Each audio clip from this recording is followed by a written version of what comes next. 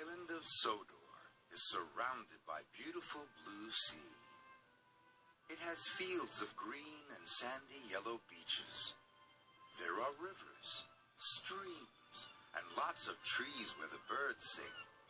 There are windmills and a coal mine, and docks where visitors to the island arrive. The island also has lots and lots of railway lines. Who's that puffing down the track? It's Thomas! Hello, Thomas! Hello, everybody! Welcome to the island of Sodor.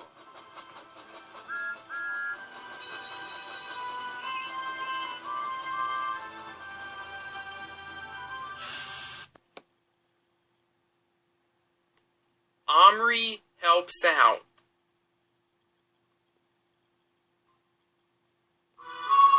Omri is a happy engine who likes to help others.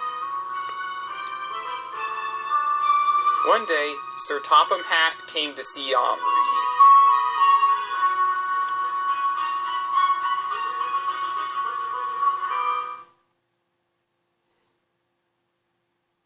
Edward is needed for an important job at the quarry, so I need you to work in his place, said Sir Topham Hatt. Yes, sir, said Omri. When he got to the yards, he shunted cow cars for Donald.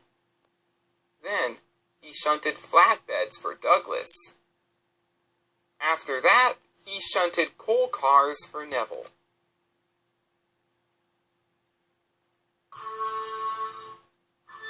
As he was resting, Gordon came by with the express. Must be on time, must be on time, he said. Omri knew that he had to return to work.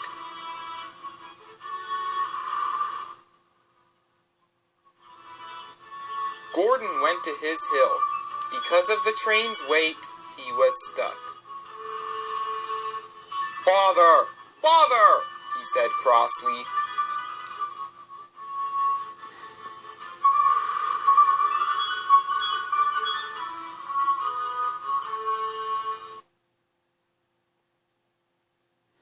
Then, Omri's driver came with important news.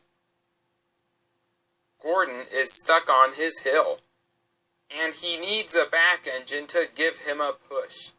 Edward usually does it, but he's still doing his important job, said the driver. Omri set off to the rescue. What? I'm being helped? I'm getting help from a useless green steam pot instead of Edward? Sniffed Gordon. At last, Omri came. That's too slow for a slow coach like you, said Gordon, but Omri pushed him anyway. As he pushed, Gordon's wheels started to turn.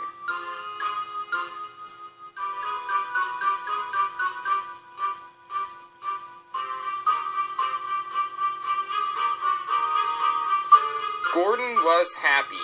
Now the express would run on time.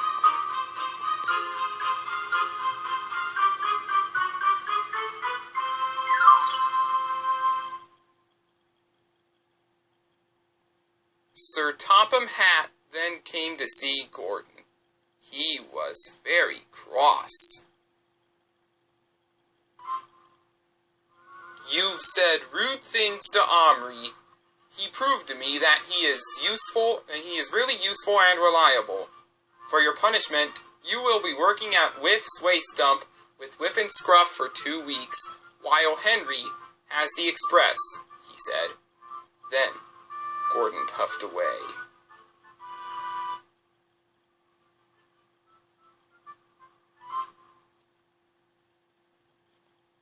Gordon felt very ashamed. The next day, before Gordon started work at the waste dump, he found Omri and apologized. It's all right, said Omri, and Gordon puffed away.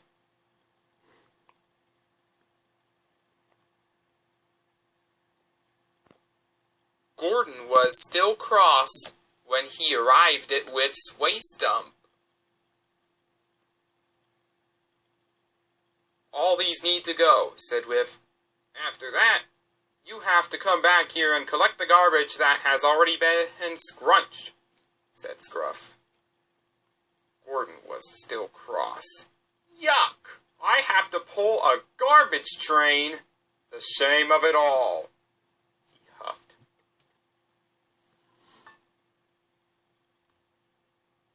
Henry was waiting at the station with the express when Gordon came by. "Oh, look, it's Gordon the Stinky Blue Engine," chuckled Henry.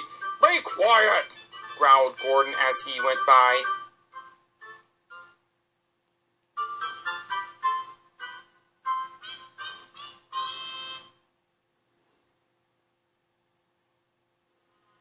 "I hope this makes him learn not to be rude to anyone," said Henry. "He deserves to pull garbage trains," he said before he left with the express.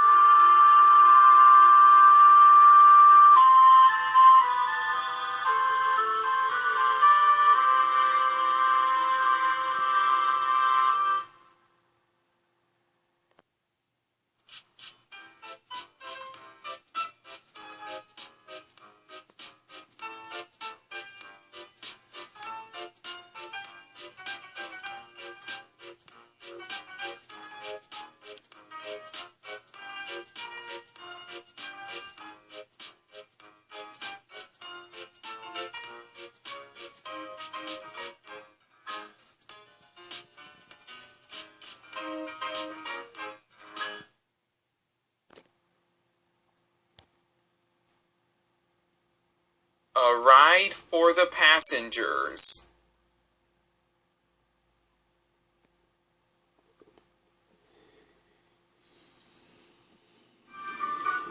All the engines are proud of being really useful. They enjoy being reliable and right on time. One day, Martinko was in a siding. Then Sir Topham Hatt came. "You are to take a passenger train," he said, and then he left.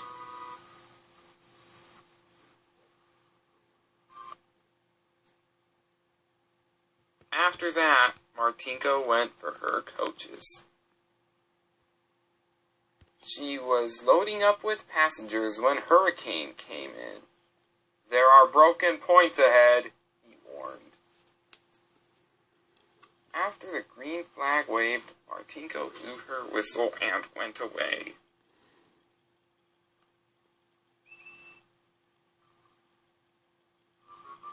She was enjoying herself very greatly as she chuffed down the line. She gave a big hello to any engine who came by. Her favorite place was the viaduct. She loved it there.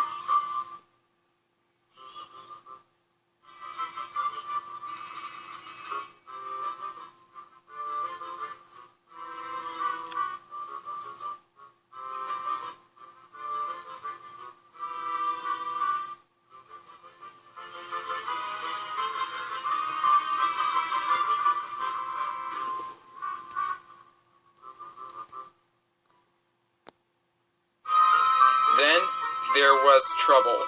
The points were indeed broken. Her driver applied the brakes, but it was too late. Martinko crashed into a tree.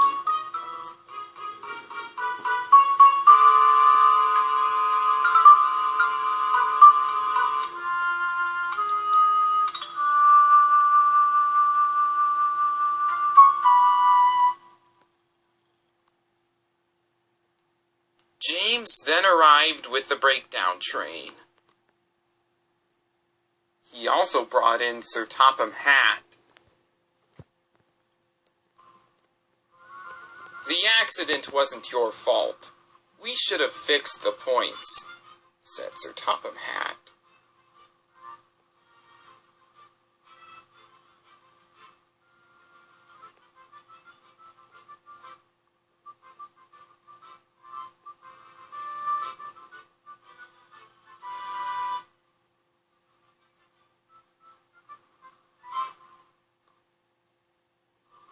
It wasn't long until Martinka was put back on the tracks, and she was on her way again. "Thank you, James," she said kindly.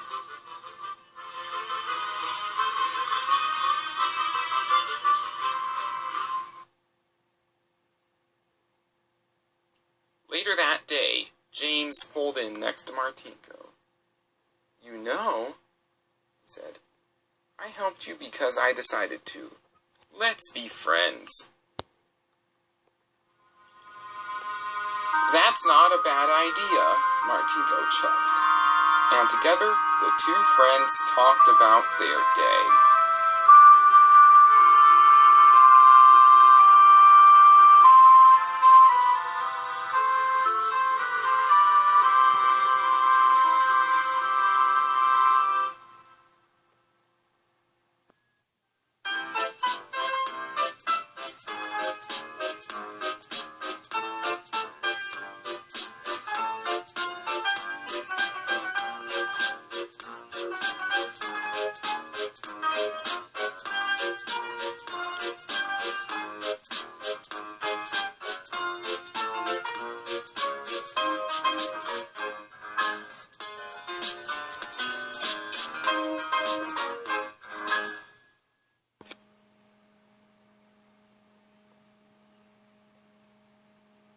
The Three Engines and the Diesel.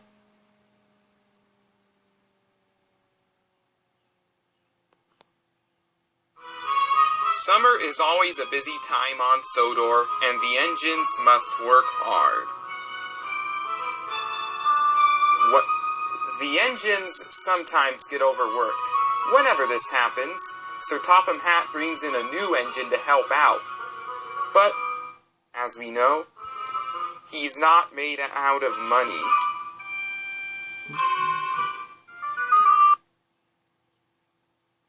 One day, Sir Topham Hatt came to see Henry, Oliver, and Billy. "I'm very pleased with how you've been handling your workload," he said. "Freight traffic has got to the point where even you, Henry, can't handle it. I only have enough money for one engine that is available. So tomorrow," he continued, "a diesel will come and help." The three engines were excited that someone was coming to help them. Then Sir Topham Hatt left. Henry went to fetch his train. Then Billy decided to tell Oliver about his experience with diesels.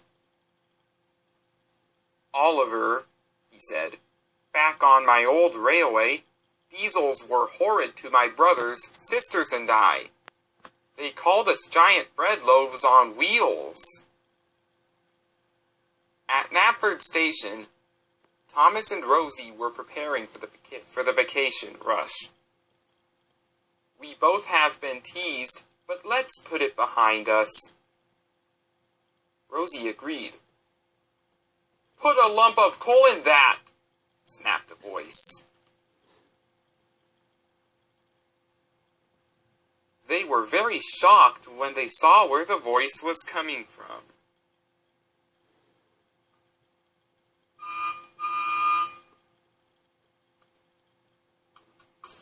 A green diesel pulled into the platform.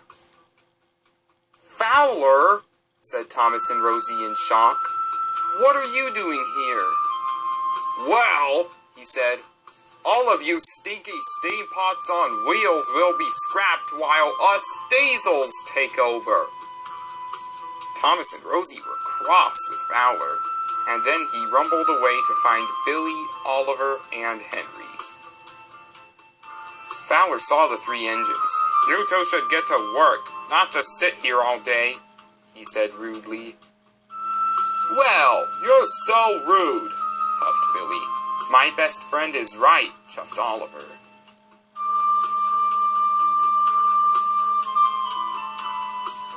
Soon, Fowler was coupled up to his train and pulled away.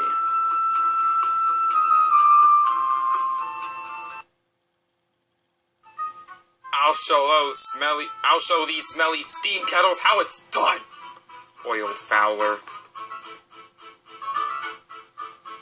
He was so rude that he forgot to watch where he was going.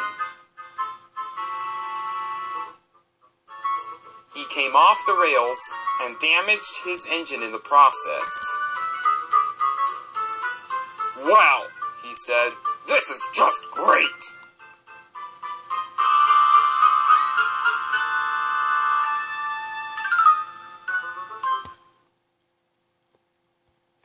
Soon, Leisha brought in the breakdown train. She also brought in Sir Topham Hatt, who was very cross.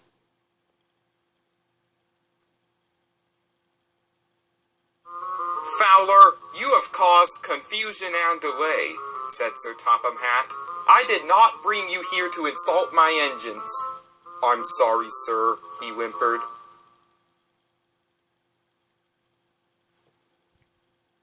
After Fowler was put on the flatbed, Leisha went away with the breakdown train. Then she took him to the shed to rest. As Leisha left, Fowler was very cross.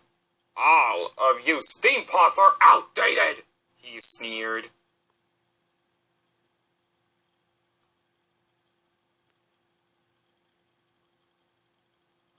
The next day, Fowler was sent home in disgrace. Henry, Billy, and Oliver were thrilled to have him gone. And now they must work extra hard to make sure that the green diesel doesn't return.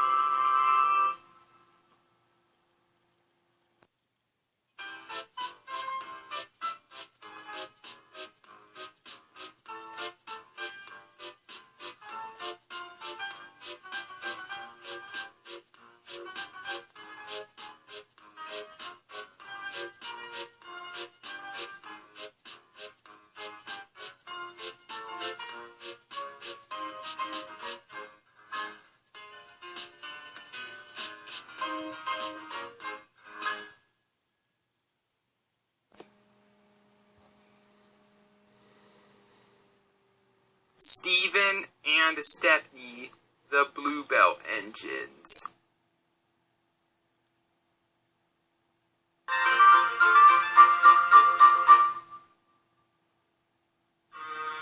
Stephen is an engine who works at Ulfstead Castle with Glenn and Millie. The Earl purchased Proteus for maintenance jobs. He also purchased an engine named Jamal for shuttle service to Ulfstead Castle. Despite his size, he can be quite sleepy.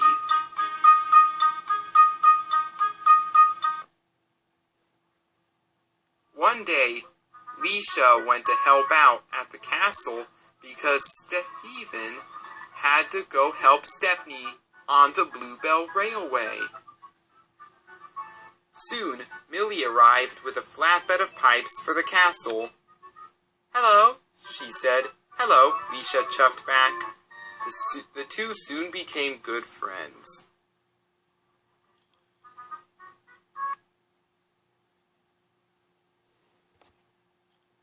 Stephen was enjoying himself working with Stepney. It was great fun taking the passengers down the line.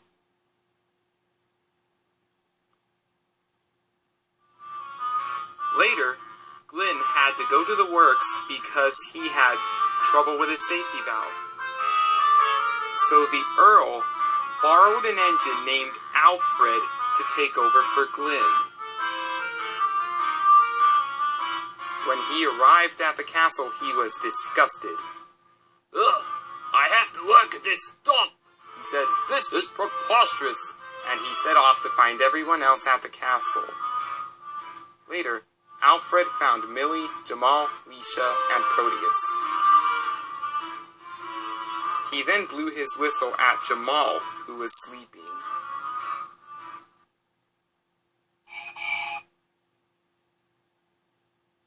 "Wake up and do your work, you cheese ball container on wheels," snapped Alfred. Hey, you're very rude, said Jamal crossly. You over there, snapped Alfred. You should also be working, you blue slug. You're so mean. I never want to see you again. And Millie puffed off and returned to her work. You two should get working and stop being lazy, growled Alfred. What a horrid engine you are, said Proteus crossly. You know, said Leisha, I heard about you. How? Snapped Alfred. Well, puffed Leisha, Rosie told me about you. Rosie always acts like a 5-year-old girl. Do your work, growled Alfred. Later, Stephen saw Jamal at the station.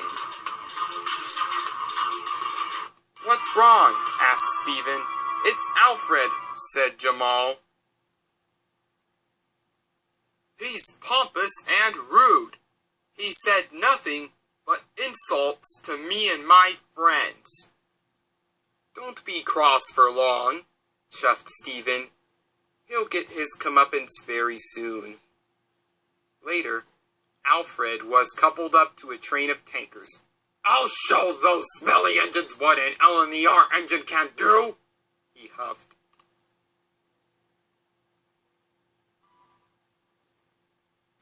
His driver jumped clear after he discovered that Alfred was out of control.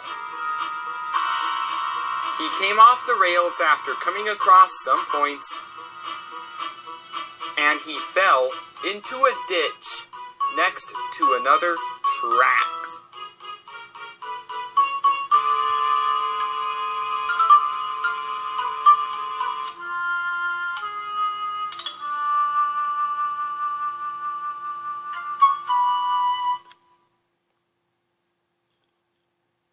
Fabian brought in Rocky to put Alfred back on the rails.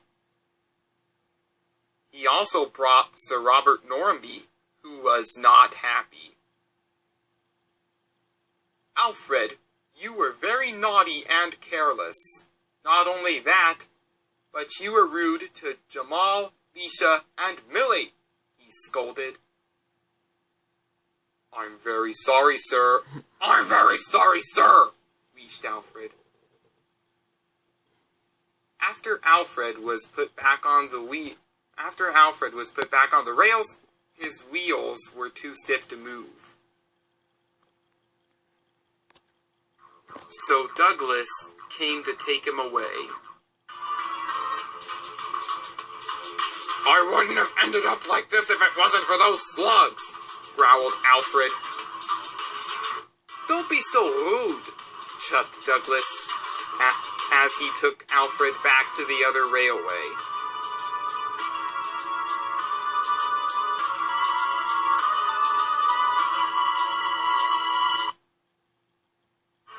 Sometime later, Stephen came back from the Bluebell Railway. He thanked Leisha for doing a good job. You're welcome, she said kindly. A week later, Glynn came back from the works with his safety valve troubles resolved. Then, there were cheers for Glynn, the coffee pot engine.